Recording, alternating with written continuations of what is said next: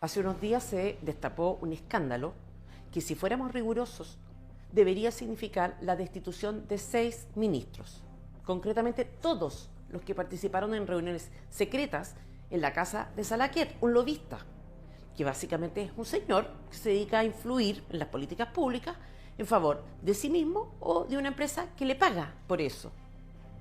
En las reuniones secretas, quienes participaban, además de los ministros, parlamentarios de derecha y de izquierda, analistas, columnistas y, atención con esto, ejecutivos de empresas que el poder político regula. En realidad los ministros no deberían ser destituidos, los ministros deberían renunciar sin que nadie se los pidiera. Los parlamentarios también, porque lo que hicieron es gravísimo. Y la señal de que esta gente hace lo que quiere y no pasa nada, profundiza la crisis institucional. ¿En qué consiste la crisis institucional? ¿Cómo se siente la gran mayoría de los chilenos?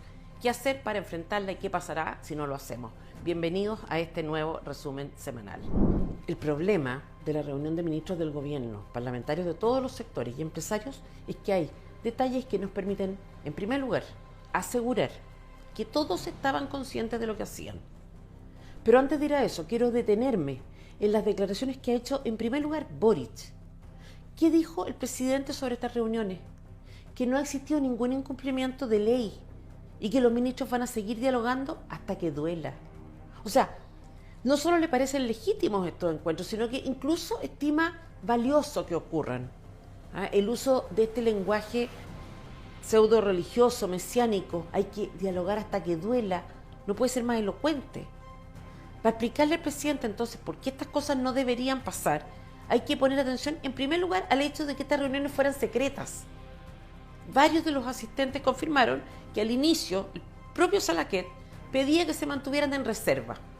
Reuniones secretas, fuera de horario laboral, entre ministros del gobierno, parlamentarios de izquierda y derecha, con representantes de empresas que tienen interés en leyes que actualmente se están tramitando y que, bueno, tanto el gobierno como los parlamentarios tienen poder para modificar, aprobar, rechazar, etcétera.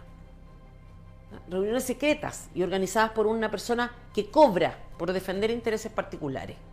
¿Y qué dice la ministra Vallejo sobre el escándalo? Que la ley obliga a registrar las reuniones que tienen por finalidad obtener una decisión de parte de la autoridad y que estas conversaciones no son el caso. O sea, lo que nos dice Vallejo entonces es que personas que no son amigos y a veces ni siquiera conocidos de Salaquet asisten a reuniones sociales en su departamento, pero que tienen una peculiaridad. Son temáticas. Varios de los que estuvieron presentes lo dijeron, o sea, que fueron a exponer, que había espacio para preguntas. Casualmente, además, los ministros coinciden con ejecutivos de empresas asociadas al rubro de su cartera. Pero tenemos que creerlo porque lo dice la vocera comunista, nadie tenía más intención que la de conversar. Una recuperación de la costumbre colonial de la tertulia, eso nomás. O sea, se juntan los responsables de impulsar, redactar y aprobar leyes con gente cuyos intereses se ven afectados por esas leyes, pero nadie tuvo la intención de influir. Ya, y yo no sé realmente qué es peor, si el hecho de que estas reuniones se hayan producido o las explicaciones. O sea, en mi opinión, el descaro y el insulto a la inteligencia de los ciudadanos es lo más grave. Porque no solo da cuenta de la descomposición moral, sino también de que no hay ánimo alguno de rectificación. El gobierno puede organizar reuniones para oír puntos de vista si lo estima pertinente. Puede también recibir en audiencia grupos de interés. Los parlamentarios lo mismo, las comisiones tienen espacio para este tipo de encuentros. Es legítimo, desde mi punto de vista, deseable incluso. Pero ¿por qué entonces esas reuniones se harían fuera de horario de trabajo, sin registro, sin acta, en secreto? El hecho de sacar algo del espacio natural, donde ese algo debe ocurrir, es elocuente. ¿Qué sentido tiene exponer en un departamento con tabla de queso si hay lugares que incluso desde el punto de vista de la comodidad son mejores? No solamente eso, si es que hay una ley que regula estas cosas. Y en materia de declaraciones vergonzosas, ¿qué dice el ministro de Justicia? Que cree que hay acá un proceso de aprendizaje. O sea, hay dos dilemas. ¿Cómo se sostiene activamente un diálogo con todos los interesados sin discriminación? ¿Y cómo se guarda suficiente distancia para mantener autonomía en las decisiones de la autoridad?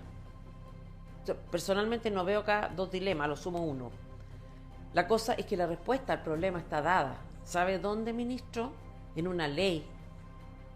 Pero el problema no es legal. Hay una tendencia acá, entre los políticos, a trasladar la discusión y la responsabilidad al ámbito de lo jurídico. Escándalos, actos de corrupción, malversación de fondos públicos, tráfico de influencia, todo se soluciona con una ley. La ley es como el chivo expiatorio de la responsabilidad personal. O sea, si el problema es de la ley, entonces ellos no son responsables. Y obviamente el hecho de que haya una ley agrava la situación, porque no es tolerable que el gobierno y los parlamentarios incumplan leyes. Pero es indignante que la discusión se centre ahí. Es una estrategia típica de nuestros políticos. La verdad es que no hace falta ley para saber que esto está mal. Pero el hecho de que exista ley nos permite asegurar que ellos están al tanto de que el lobby representa un problema. Y por eso es, insisto, indignante que la discusión se traslade a la norma. Y peor todavía que pretendan ampararse en resquicios, como que las reuniones se hicieron fuera de horario laboral, como si pasadas las 7 de la tarde las personas dejaran de ser quienes son, en el caso de las autoridades políticas, o de tener los intereses que las mueven por parte de las empresas, que son travestis.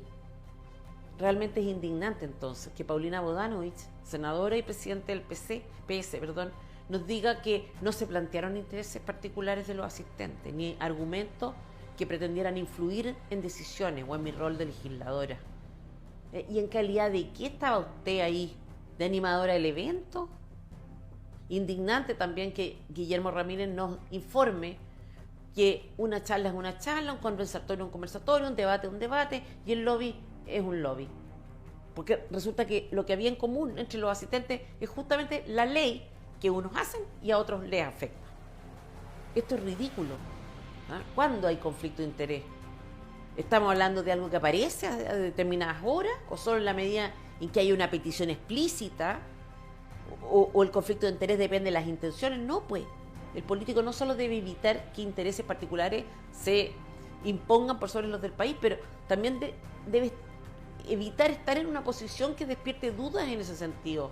O sea, asumamos que un juez debe decir un caso en el que está involucrado un amigo suyo. Debe recusarse, independiente incluso de que estuviera dispuesto a pasar por encima de la amistad en virtud de la justicia. Acá hay una cuestión que es anterior a si de hecho hubo o no presiones o negociaciones indebidas. Acá hay una conducta que afecta a la confianza, mina la credibilidad y, como decíamos al comienzo, agrava la crisis institucional, más todavía. En el ámbito de lo absurdo están también las explicaciones de Grau, ministro de Economía.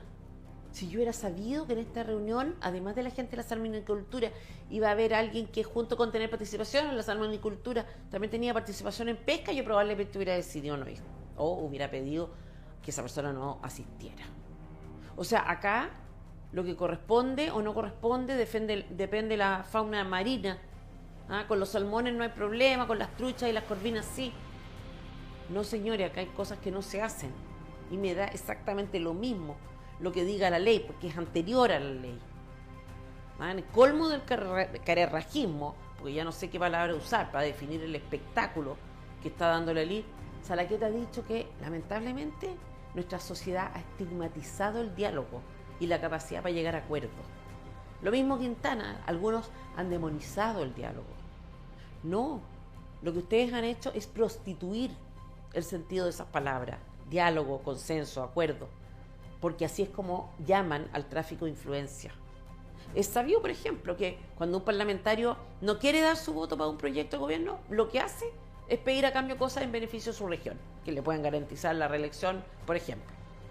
Y aunque esto no suena mal, porque aparentemente, al menos, trabaja para quienes lo eligieron, lo cierto es que recibe un trato preferente en razón de un chantaje que atenta contra la igualdad ante la ley.